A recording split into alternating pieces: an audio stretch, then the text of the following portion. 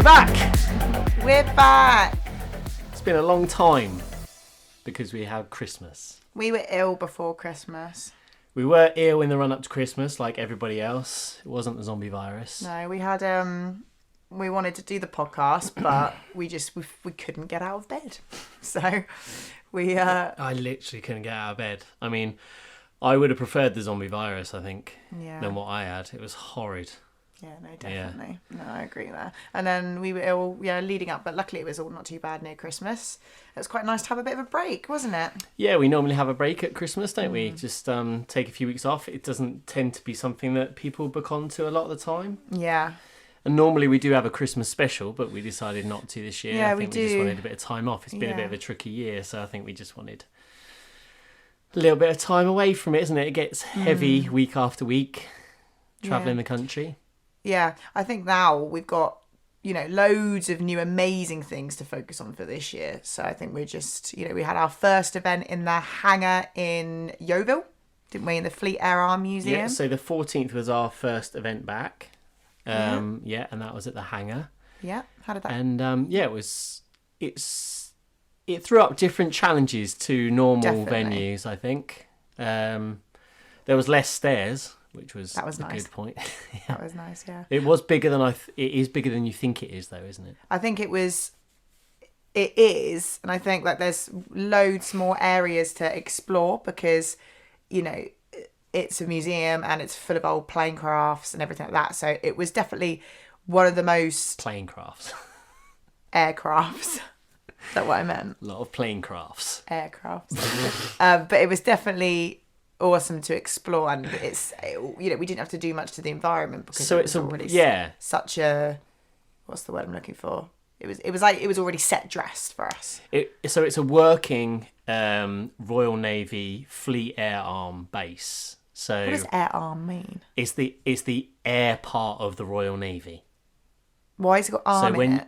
When you're the arm of something, like arming, as in a section of. So like our forest crew would be the forest arm of zombie infection. Don't quote me on it, but I'm pretty sure that's what it means.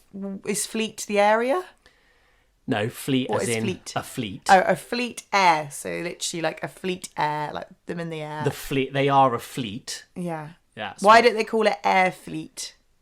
Because fleet. You're confusing me. Fleet air is just a bit of a weird. Royal Navy fleet. Yeah. The Royal Navy fleet. Air arm.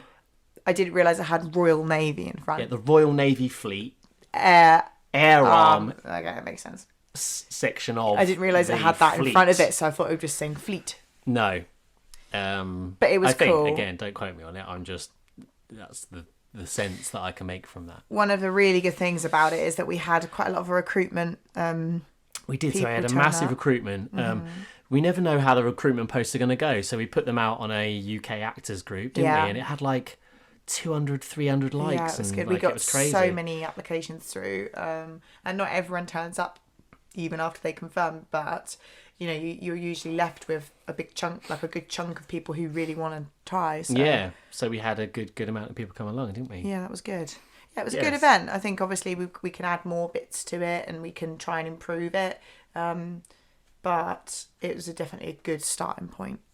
So with a lot of our events, like we don't have a lot of money, so yeah, if we had like an endless pool of money, we could spend a lot of money on like additional props and extras and costume. Like a lot of our costume is just made from like a guy that came to a recruitment.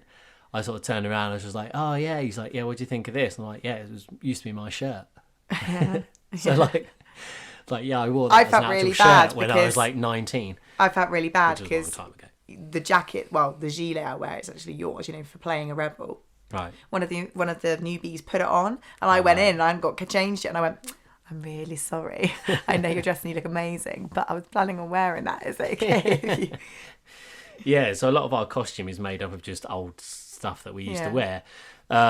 So not a lot of the time we have to source stuff from like charity shops, or we use items that you wouldn't think that's what their purpose is. So for this event, like normally we have like vials and is something around like Yeah. a biohazard material, and you know, we can create like vials of like washing up liquid and stuff to make it look green, and you know, we fill it with like slime and stuff like that to make it look cool. But on this one, we wanted to do something different. So this time it was more about like a power source. So like in a lot of video games and stuff, like sometimes you have to get like power cells or batteries. I know in Dead Space, you know, there's a lot of power cells and things like that, and they look really cool. And so this time I thought we wanted to try that rather than just looking for like antivirus, which, you know, every zombie Yeah, and experience we've done does. that Oh, to look, you death. need to find a cure. You know, we've done that to death. And a lot of our other experiences work with that and have done it for a long time. So this time I was like, okay, well, let's do power cells. And then recently in the news, obviously there's this fusion thing that's happened where basically scientists have been trying to crack fusion for years, all right? But recently they've found a way to contain fusion. So essentially it's like creating a nuclear reaction and harnessing the energy of it, essentially like the sun. Okay, The so power imagine of the sun in the palm of my hand. Yeah. Dr. Rock. But you have to contain it. So they've managed to find a way to contain it, which is magnetized. So they create a magnetic field basically, which pushes the particles in, because it can't touch anything because it will just melt it. It's the sun, right? Essentially. So I was like, oh yeah, that sounds really cool and futuristic. So what about if we create, you know, we as our Harvard Tech scientists who are our baddies or our scientists, they found a way to do that too. And, you know, something has happened at the airbase, which means a craft has had to land with this power supply in it. So we created these things called fusion disks. We created them. So this is what I'm coming back to, right? So the initial point was like, we don't have a lot of money to spend on all of this kind of stuff. So we have to find stuff that you wouldn't immediately think that's its purpose. So I bought, you know, when you go to like TGI Fridays and they're all booked up, but you go on a waiting list and they give you a little pager. And it's like a circle disc. It's not what it is. Sometimes they're square. Oh yeah, as they well. could be like all rectangular or something. Yeah, they're like little pagers, and they got like flashing lights on. And when your table's ready, it goes off. You take the thing back, and it says, "Oh yeah, welcome number 22." Yeah, whatever. Vibrates, doesn't it? All flashes. All alarm goes like all goes beep beep. Yeah. So we bought like some of those, and they're not cheap. It was about £300 for 20 discs plus the charger plus the unit that you have to use. But then we put like a nuclear symbol on it, and we covered it up a little bit just to make it a little bit different. But then we hid those around the venue. So our free run is not finding antivirus, but it is finding these fusion disks. And so it worked quite well. I think it worked well. Yeah, because the main unit that you have, the only issue with it is that you have to plug it into the mains to communicate. So you have like a mains unit, and it has like, you just type in the number of the disc and it Bluetooths or its radio signals to set that off, right? But the problem is that we turn all the power off in our venue. So at the hangar, there were only certain places I could get to. The distance is only 400 meters, but not through like sheets of metal. Yeah. So I was sneaking around the place trying to set off these different numbers. I didn't see you at all. No. Surprising. But then really. Lucy was like, number two, set off number 2. And I was like, oh, number 2. And I'm like, what? And I'm like, so I just ended up like setting off all of the different numbers. But that worked. Hoping that one of them would bleep. Yeah, that's and put them fine. in the box. But yeah, so we might have to just refine that a little bit. Yeah, I think it was a good start. Like, it was quite good because I led the groups round when we entered a new room, and then you could hear like a beeping. Yeah. And they were like, oh, searches. It was annoying when we went from, we searched a room, nothing obviously went off, and then we had to move on to another room, but I knew that there was probably some in there, and then obviously they just didn't go off, and we had to try and get them to search it anyway. But there was a point where, I didn't want to go into the next room yet because of timing, but we searched this room, and then we went up along a balcony at the top, and then finally one started beeping, and I had to send them all back down then. I was like, thank goodness, because I didn't want to just move it on. Yeah, so they're good, difficult. but I think we just need to refine the process. Because I didn't have any visibility on whether they were working, so I was putting in the number, and unless you comes back saying, yeah, it's gone off secretly, I wouldn't know whether or not it's gone off. So I was just sort of pushing all the buttons randomly, which wasn't particularly ideal. Yeah. Anyway, it was good, wasn't it? Yeah, it was good. I think it would be, like I was saying, in an ideal world, it would be nice to have like specifically made props, that had the same technology in, but we could design them and stuff. Maybe one day, but they're like stuff like that's not cheap, so it's really difficult to find and source and get right. So we've got this weekend off. haven't we?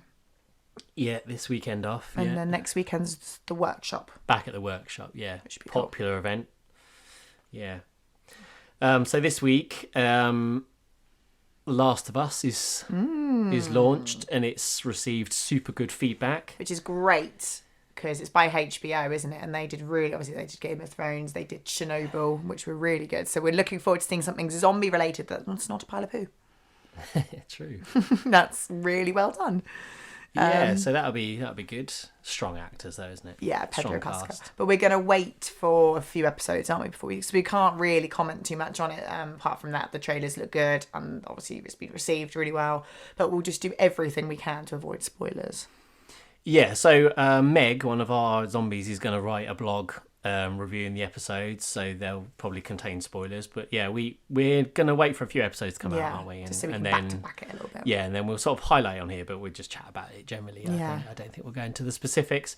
But yeah, I'm looking forward to that. We finished The Walking Dead. Did we talk about that? We did. We didn't talk about it, the end of it, the ending. So yeah, it was a bit anticlimactic. Because the last season was really good, and then it was just a bit like Rick kind of spoiler alert, pause or skip.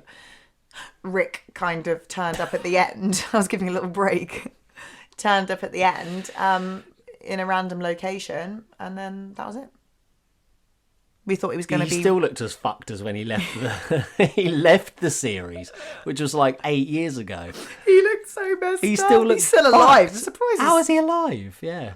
No. But... 8 years have passed. We wanted to see him reunite with Judith. Really, it was a bit of a cop-out, excuse me. Yeah, we wanted to see him reunite with Judith or Daryl or someone. But... I think it was a bit of a cop-out. Like, they clearly couldn't afford for him to come back, or his schedule didn't allow him to come back. Yeah, he wasn't with anyone from the cast. It's not like he was there on the same day. I reckon he only made a cameo in that last series because they'd given him his own series. Which is fair enough. Yeah, he could have done more, couldn't he? It wasn't great. But overall, the last season was enjoyable. We enjoyed watching it, didn't we? Yeah. But I don't think it even needed Rick at the end. No. It was a bit pointless. Didn't really do anything. No, and Michonne. Where did she get all of that Japanese samurai armour from? Yeah, but that's what I mean. She's had the same period of time away from everybody else. She looked like she's bossing it. And Rick looks like he's just come off of a fucking all-night bender. Still had like McDonald's chips in his pocket. Oh, funny. Yeah. So that was, anticlimactic. Cool. Why don't you mention a little bit about Insomnia, or is it too early? Yeah. So Insomnia is happening in April. It's I-70. So I think it's the I-70 means it's the 70th time that they've done the show. So they run it twice a year. But if that's still the case, that's quite a lot of shows, isn't it? Yeah. Yeah. It's like 20, 30, it's like that's half 30 70 years. Yeah. Really? Yeah. But I think it started off much, much smaller. So I think, like, we're on the Royal Link, big shout out to the Royal Link. We're on our 23rd, 24th. So if we ran twice a year, that would be 50 plus. That would be 60. Yeah, 50. Yeah, that would be 50 shows. Yeah, so Insomnia is cool. So it's a gaming convention where people go to play competitive gaming. But last August, I think we did speak about it on previous podcasts, but we run a sort of a pop-up miniature experience, about 30 minutes long, has an intro, run around, try and find some antivirus whilst our zombies chase you around, or unlock boxes, which have antivirus in. But... for a quick taster, for anyone that hasn't done... If I was there, I'd do it. Yeah. Yeah, it's definitely something that I'd do. I don't know whether we touched on it at all previous podcast, but last time it was crazy. So we, like, the format of it. Yeah, to get enough people through the door. Yeah, so you've really got to design something that has people in the intro whilst they're doing the event so that you can cross over numbers, because the event lasts 30 minutes. You can't throughput 20, 15 people every half an hour. You just wouldn't make enough money, and you can't charge more because it's not worth more. So there's a balance between how many people you can get through the door, how much Mm-hmm. you charge the ticket price at, what is the experience, so that overall customers have Yeah. a good guest experience.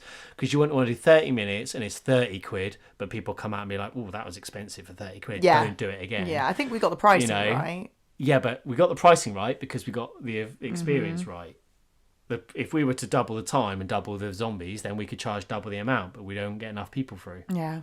So it's a balance between how many people get through, what the actual experience is like, whether that's value for money. So all of these things are, things that we have to calculate. So we're going to try and tweak it year on year, try and change the maze, try and change the format a little bit, just that hopefully we get to a point where it's something quite regular and it works like clockwork. Yeah. Not clockwork. Doesn't run like clockwork. I just realised that we're not wearing anything zombie infection today. Well, my cap is Oh, at the the forest. forest. God, you didn't lose that. We love You that could have cap. worn the hoodie. Yeah, but you always said that I look a bit homeless when I wear a hoodie. Do I? Why? On camera. Unless I completely It's dreamt not a nice that. thing for someone to say, is it? Well, I don't know whether you said it or whether I must have dreamt it. You look homeless. Yeah, you What, 'cause said- you're wearing a hoodie. I think because last time, like, you couldn't see... I just looked a bit like I didn't make an effort for the audience. But I might have imagined that. Oh God. Oh. Awkward. What else were we planning? We should really prepare more for this. Yeah. I think it's the first one back. And Yeah. I think we just sort of like we were Thought we struggling would to ju- get- but I think we're we still thought- sort of Christmas hungover, aren't we? We're sort of still getting back to it. I think normally we can kind of just waffle on and stuff comes to us quite easily because we know we have this to talk about, whereas I think...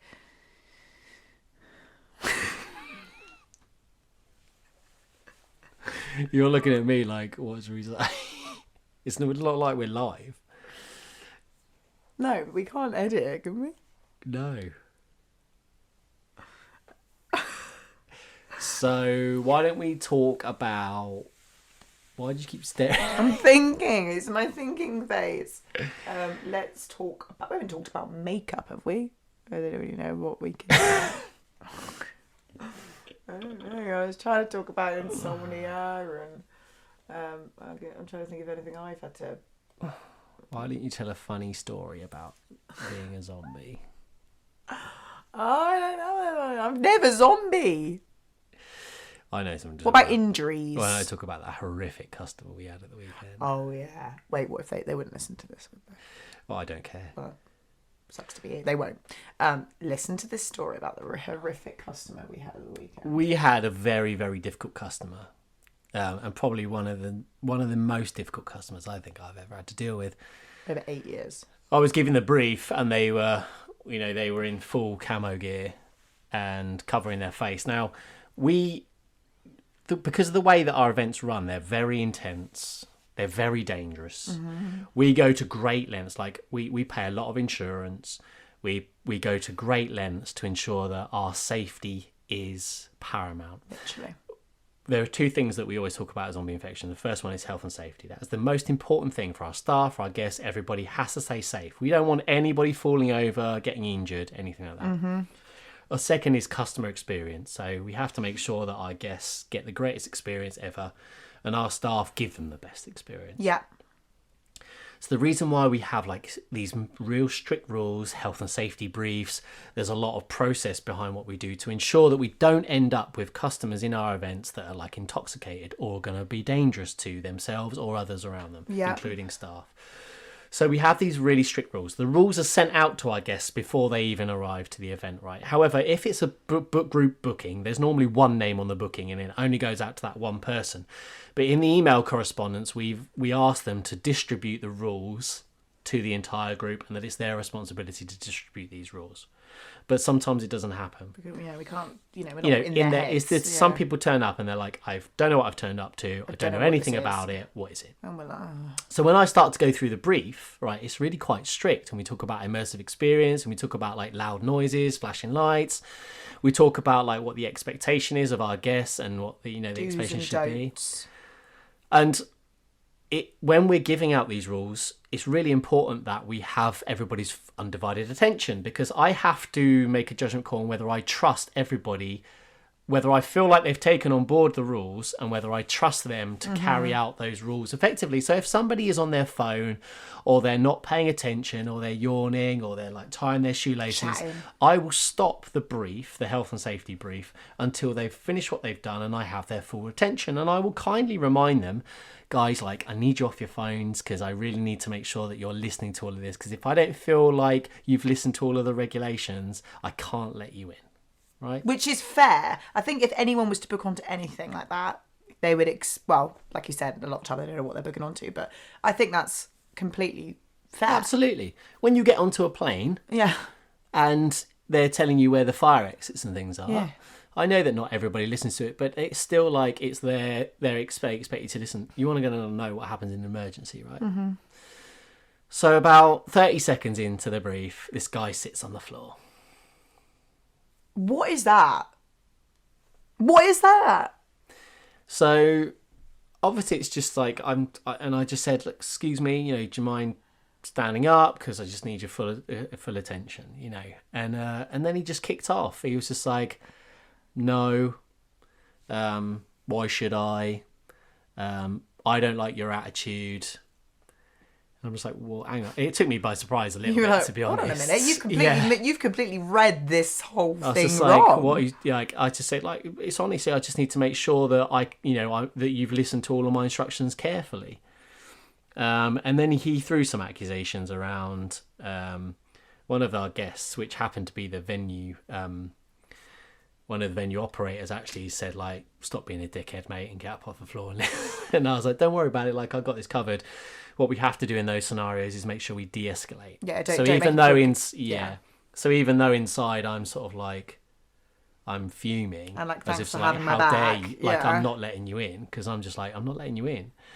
And the more he pushed me on it, the more I was like, well, this is my experience, and I say what goes, and I say who comes in and who doesn't come in. So You also have to have a very good judge. You have to be a specific type of person, but be able to, because inside you're fuming, like you said, be able to just absolutely push down that. It's the same as, like, horrible, like, adrenaline confrontational feeling. I would imagine that's what it's like to be like a police officer. Yeah. So, like, you've got, this absolute, idiot in front of you. And he might be drunk or he's causing problems. And you have to whatever de-escalate it. You have to just, inside you're just thinking, you're going to come at me and I'm going to, don't even try it. But inside just like, I need to de-escalate this. And I genuinely, what I thought, and 9 times out of 10, when I ask people, like, do you mind? They're just like, oh, yeah, sorry. They're really sorry, I didn't mean apologetic, to, yeah. And I quite like it, because it's sort of like pulling a dunce out of the class and making an example of somebody. But this guy clearly didn't appreciate being made an example of. And I do it quite subtly. I don't say, like, get off the floor, you idiot. And I wasn't. I genuinely wanted him to just come around, listen to what I was saying, so that I could get him into the experience and he could have a good time. Like, I still want him to have a good time, right? So then what happened? I mean, so I ended up sort of turning to the party that he came with, and I was like, who organised it? Because I was, I said there's always one person that books it, and that's their name on the booking, so they should be responsible for everybody that they've booked on. They were like, we all booked individually. Did you do that in front of everyone else? Oh, yeah. Yeah, so you just went... because I wasn't getting through to him, and he clearly came with a group of people, so I was like, okay, who made the booking? Right, but wait, before you finished your brief? Or... Oh, I hadn't even really started. Right. Because we're 5 minutes into me going backwards and forwards. I can't continue the brief. I didn't realise it went on for so long. Oh, it did, yeah. I can't continue the brief until course I'm not, confident that he's going to listen to it. So you said who made the booking, and they were like, we booked individually. And it's like, I can't carry on until I'm if you want to come in. So it was very much like, do you want to come in or not? Because either you listen, you shut up and listen, or you're not coming in. Yeah. And all his mates, honestly, they look so embarrassed. Like, Well, you would be. They segregated themselves away from it. Oh, did they? Oh, yeah. Yeah. And then when I turned to them and said, did you guys all come together? The first guy said, yeah. The guys at the back didn't say anything because they didn't want their experience to be jeopardised. And I fully appreciate that. If it was one of my mates, I would have piped up and gone, just shut up, mate. Like, But you said that one of them, they didn't even know him or something. Some of them didn't, but some of them did. It was his birthday. Anyway, so you ended up doing the brief. Well, when I turned to his mates, it's a technique where he then felt like he was letting all of his friends down, which he was. Yeah. So I was like, I'm not letting any of you in unless this guy plays. You can decide amongst yourselves. Yeah, but I can't let you I'm all not in. letting any of you in until this Yeah. is resolved. And then he started to play. He started to listen a 'Cause little he bit. felt So he guilty. stood up and he goes, Yeah. "Can I lean on the wall? Can I lean on the wall?" And I was just like, "Yeah, that's fine. So as long as I've got your attention." And then I asked him to remove, because he had a face mask. So he had hood up, face mask covering this, so we could only see his eyes. For security, we need positive ID on faces. Yeah, if anything was to happen, and we need to be able to see who they are, what they are, and what they are, If he walked into who an they event, are, and what they look like. if he walked into an event and assaulted a member of our staff, I need to make sure that I know what he looks like. Yeah. Yeah, because they're going to be like guy with a beard, Yeah. dark hair, light hair. Yeah. This is what he was wearing. The CCTV. Yeah, that's what I get was. a good, That's good what I was picture of their thinking. cameras. Of the Yeah. CCTV. So we don't ever really let anybody into our events that wear hoodies or anything that covers their face, because we just can't see their face in an emergency. So I asked him to do that. He kept putting it back up, and he was like, "Okay, well, I'm going to make everybody else sick now." Because he was, I was like, "Well, that's fine. Like, there's no expectation there." I think he was just throwing. Yeah, he was just trying to. Yeah. And then the real tricky bit was, as soon as the event started, I happened to be one of the characters that comes running down at the start. And I don't think he knew that until I pulled my gas mask off and he realised it was me again. And Melissa was trying to push him on, and he was just like, "Why is that person pushing me?" I was like, "Because you're not moving in the direction. Yeah. Like, you can't, this isn't just a free-for-all, mate, where you can just run around doing whatever you want. Like, you need to play along. It's like an immersive experience." And I don't know what his expectation of it was, but I just said, like, "Now's the choice, mate. You either play along or get out." Yeah. And he went, "I'm going to leave." I was like, "That's absolutely fine." Good choice. And then we managed to get him off the premises, because some people in that scenario be like, "No, I'm not leaving, fuck you," and they'll make it difficult. But he went out, and we managed to get him off the premises, and we'll have a conversation with him afterwards if he wants to come back to us and make any types of complaints, because we had many witnesses there to show how I handled it. But it was good feedback from the venue. It was really nice. I was going to say, we ended up having a good event.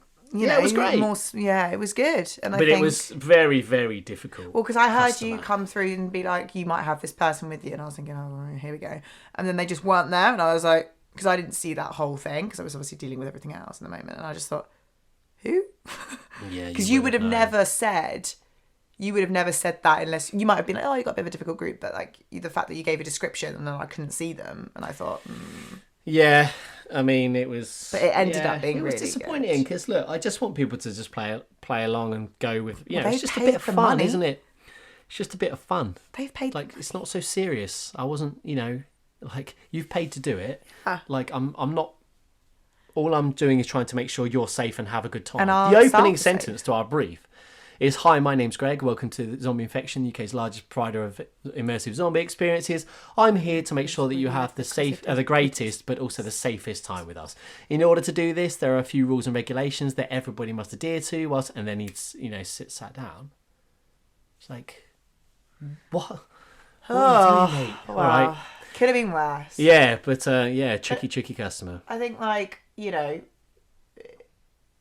we all learn from, not that you really, you've dealt with those kind of things before, but I think it's like you always learn from those experiences and get to, like, not that we ever get complacent, but when I don't know if I'm doing back of house at the workshop or whatever yet, but like I will always think like, oh, okay, like I think if it was anybody else, then they would have called me out. Yeah, I would have called you out. I mean, I would have dealt with it as best I could, and then it got to the point where I was like, I can't do my brief. Yeah.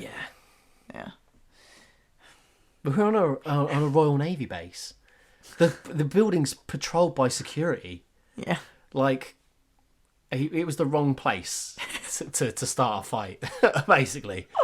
But overall the event was great. But yeah, I mean, I think maybe on the next podcast we were going to talk about the different types of characters that we get. Oh yeah. As customers, don't we? Yeah. So I think on next week's podcast we'll talk about the different, because we also get customers that are like fantastic. More often than not, our customers are fantastic. Some of them, yeah. We get some customers that go into it and they're not sure, come out thinking, yeah, I'm Rambo, like, going like, woo, yeah. We get the squeamish ones, the shouty, screamy ones. Yeah. She was screamy, wasn't she, the lady that did it? Yeah, but she came out saying, it, this is the greatest experience in my life. Yeah, I've ever had in my life. And I was like, wow, that's a goblin. Yeah.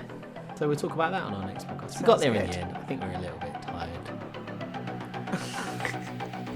We ate too much Christmas. Yeah. Oh, we did. And I'm hungry now.